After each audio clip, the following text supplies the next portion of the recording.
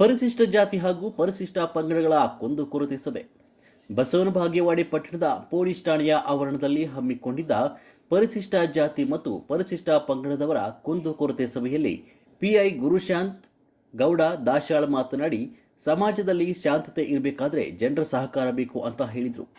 Police ಠಾಣಾ ವ್ಯಾಪ್ತಿಯಲ್ಲಿ ಸಣ್ಣ ಪುಟ್ಟ ಪ್ರಕರಣಗಳನ್ನು ಹೊರತುಪಡಿಸಿ ಈ ವರ್ಷ ಯಾವುದೇ ಜಾತಿನಿಂದನೇ ಪ್ರಕರಣಗಳು ದಾಖಲಾಗಿಲ್ಲ. ಇದಕ್ಕೆಲ್ಲ ನಿಮ್ಮೆಲ್ಲರ ಸಹಕಾರವೇ ಕಾರಣ.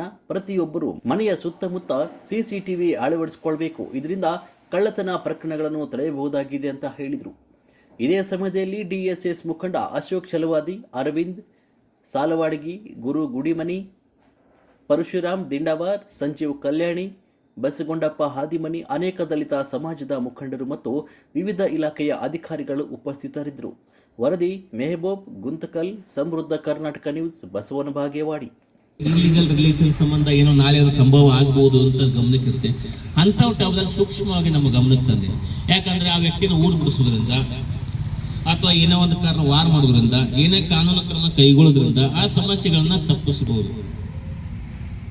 ಎಷ್ಟೋ ಆಗಿದೆ ನಿಮ್ಗೆ ಹೇಳ್ತಾ ಇದ್ದೀನಿ. ನಾವು ಆಗ್ಲಕ್ ಮಾಡ್ತೀವಿ, ಆಗ್ಲಾಕ ನಾವು ಭಾಳ ಮಾಡಿದ್ದೀವಿ.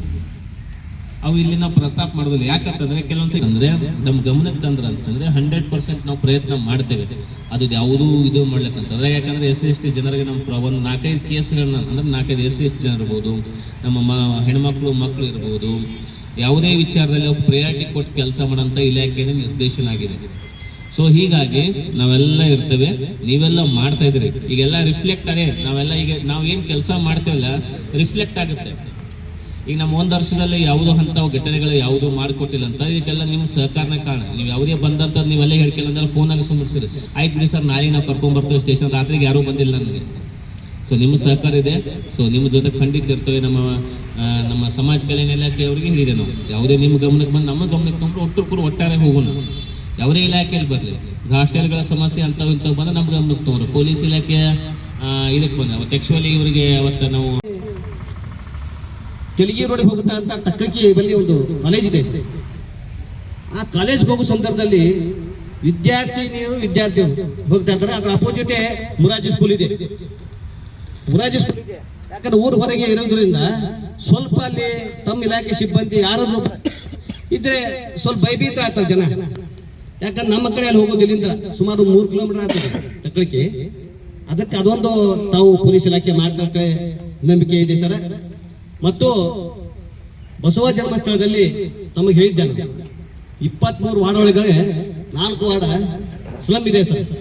ಆ ಸ್ಲಮ್ಮಿನಲ್ಲಿ ತಾವು ಒಂದು ದಿನ ಒಂದು ಕಾರ್ಯಾಗಾರ ಯಾವ ರೀತಿಯಪ್ಪ ಅಂತಂದ್ರೆ ಈಗ ತಾವು ಬೀಟ್ ಮಾಡ್ತಿಲ್ಲ ಗ್ರಾಮೀಣದಲ್ಲಿ, ಅದೇ ರೀತಿಯಾಗಿ ಲೋಕಲ್. ಯಾಕಂತಂದ್ರೆ ನಾನು ಗಣೇಶ ಚತುರ್ಥಿ ಸಂದರ್ಭದಲ್ಲಿ ವಿಷಯ ಪ್ರಸ್ತಾಪ ಮಾಡಿದ್ದೆ. ದೇಶ ಸಾಹೇಬ್ರ ಅಧ್ಯಕ್ಷ ತಾವು ಇದ್ರಿ. ಅದಕ್ಕೆ ಮಕ್ಕಳಿಗೆ ಏನಾಗ್ಬಿಟ್ಟೆ ಸರ್, ಇವೆಲ್ಲ ಬೇರೆ ಬೇರೆ ಚಟ ಅಂಟ್ಕೊಂಡು ಸಿಕ್ಕಾಪಟ್ಟೆ ಹಾಳಾಗತ್ತಾರ. ದಿನನಿತ್ಯ ನೋಡ್ತಾ ಇದ್ದೇವೆ ನಾವು. ಅದಕ್ಕೆ ಈ ಗ್ರಾಮೀಣ ಮಟ್ಟದಲ್ಲಿ ಯಾವ ರೀತಿ ಮಾಡ್ತೀರಿ ಅದೇ ರೀತಿಯಾಗಿ ಇಲ್ಲಿ ಮಾಡಿ ಅಂತೇಳಿ ಒಂದು ವಿಶೇಷ ಕ್ರಿಯೋಜನೆ ಪ್ರಾರಂಭ ಮಾಡ್ತದೆ ಸರ್. ಆ 50 ಫೈನಾನ್ಸ್ನಲ್ಲೇ ಮಾಡಕ್ಕೆ ಅನುಕೂಲ ಅದ. 15 ಹಣಕಾಸು ಯೋಜನೆ ಅಂತೇಳಿ ಬರ್ತದೆ ಗ್ರಾಮ ಪಂಚಾಯತಿ.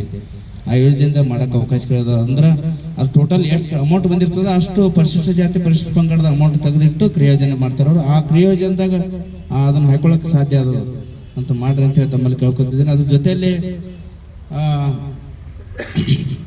ಇಲ್ಲಿ ಲೇಡೀಸ್ ಹಾಸ್ಟೆಲ್ ಇದೆ. ನಾನು 4 ದಿನದ ಹಿಂದ್ಗಡೆ 11:30 ಗಂಟೆಗೆ ನಾನು ನನ್ನ ಸ್ವತಃ ವಾಹನದಲ್ಲಿ ಬರ್ತಕ್ಕಂಥ ಸಂದರ್ಭದಲ್ಲಿ ಹುಡುಗಿಯರೆಲ್ಲ ಹೊರಗಡೆ ಬಂದಿದ್ರು. ನಾನು ಮತ್ತೆ ಒಳಗಡೆ ಹೋರಮ್ಮ ಯಾಕೆ ಬಂದಿದ್ದೀರಿ ಅಂತ ಹೇಳಿದವ್ರು. ಸ್ವಲ್ಪ ಜರ ಗಮನ ಕೊಡ್ಬೇಕು ಸಮಾಜ ಕಲ್ಯಾಣ ಅಧಿಕಾರಿಗಳು ವಾರ್ಡನ್ದವ್ರು ಕರೆಸಿ ಆ ಹೆಣ್ಮಕ್ಳು ಯಾಕೆ ಹೊರಗಡೆ ಬರ್ತಾರೆ ಅನ್ನೋದೇ ಗೊತ್ತಾಗ್ತಾ ಇಲ್ಲ. ಹಿಂದೊಮ್ಮಿನೂ ಹೇಳಿದ್ದೇವೆ ನಾವು, ಅದನ್ನೇನೋ ಊಟಕ್ಕೇನು ಬರ್ತಾರೆ ಅಂತ ಹೇಳಿದ್ರು. ಈಗೂ ಮೊನ್ನೆ ಬಂದಿದ್ರು ಅವ್ರು 11:30 ನಂತರ ಆಗಿತ್ತು ಟೈಮ್. 11:45 ಆಗಿರ್ಬೋದು ಬಹುಶಃ ಅದು. ಹೌದು ಸರ್. ಅದಕ್ಕೆ ಅವ್ರು ಯಾಕೆ ಬರ್ತಾರ ಹೆಣ್ಣು ಮಕ್ಕಳ ಬಗ್ಗೆ ನಿಗಾ ಇಟ್ಟು ವಾರ್ಡನ್ನವ್ರಿಗೆ ಕರೆಸಿ ಇಲ್ಲಿ ಸಮಾಜ ಕಲ್ಯಾಣದವ್ರು ಕರೆಸಿ ಸ್ವಲ್ಪ ಹೇಳ್ಬೇಕಂತ ತಮ್ಮಲ್ಲಿ ಕೇಳ್ಕೊತಾ ಇದ್ದೆ. ಜೊತೆಗೆ ನಿಮ್ಮಿಂದ ಸಾಧ್ಯದ ಹಿರಿಯರದ್ರಿ, ಆ ಕೆಲಸ ಮಾಡಿದ್ರೆ ನಮಗೂ ಕೆಲಸ ಕಡಿಮೆ ಆಗ್ತದೆ, ಊರು ಚಂದ ಇರ್ತದೆ, ಎಲ್ಲರೂ ಚಂದ ಇರ್ತಾನೆ ಅಂತ ಮಾತು ಹೇಳಿದಾಗ ಅದು ಬಹುತೇಕ ನಮ್ಮ ಪರಶುಗ ಅದು ನಮ್ಮ ಸುಣಗಾರಿ ಶರಣಪ್ಪನ ಅಂತ ಹೋಯ್ತನೆ. ಅಲ್ಲಿ ರಾಜ್ಯ ಮತ್ತು ಎಲ್ಲ ಪದಾಧಿಕಾರಿಗಳು ಬಂದರು, ಜಿಲ್ಲೆ ಮತ್ತು ರಾಜ್ಯದ ಪದಾಧಿಕಾರಿಗಳು ಬಂದಾಗ ಒಂದೇ ಒಂದು ನಮ್ಮ ಹಿರಿಯರು ನೇತು ಬಂದರು. ಬೇಡ ಸಂಘರ್ಷ ಬೇಡ, ಸೌಹಾರ್ದತೆಯಿಂದಿರು, ಪ್ರೇಮದಿಂದಿರು, ಒಬ್ರಿಗೊಬ್ರು ಪ್ರೀತಿ ವಿಶ್ವಾಸ ಇರು, ಸಹೋದರತೆ ಇರುವಂಥ ನಮ್ಮ ಹಿರಿಯರೆಲ್ಲ ನಿರ್ಣಯ ಮಾಡಿದ್ರು. ಆ ನಿರ್ಣಯವನ್ನು ಬಂದು ಸಾಹೇಬರಿಗೆ ಬೆಳಗ್ಗೆ 8 ಗಂಟೆಗೆ ಬಂದು ಅವ್ರು ತಿಳಿಸಿದೆ. ಒಂದು ದಿವಸ ಏನಪ್ಪ ಅಂತಂದ್ರೆ ಹೇಳಿದ್ರು ಅವ್ರು ಇನ್ನೇನು ಚೆಂದಾಗಿರುವಂಥ ಆಗುವಂಥ ಘಟನೆ ನಾವು ಮರ್ತ್ಬಿಡೋಣ ಅನ್ನುವಂಥ ಮಾತನ್ನು ಅಲ್ಲೆಲ್ಲರೂ ಕೂಡಿಕಿಂದ ಒಂದು ಏನಪ್ಪ ಅಂದ್ರೆ ರಾಜಿ ಮೂಲಕ ಆ ಸಮಸ್ಯೆ ಬಗೆಹರಿಸಿದೆವು.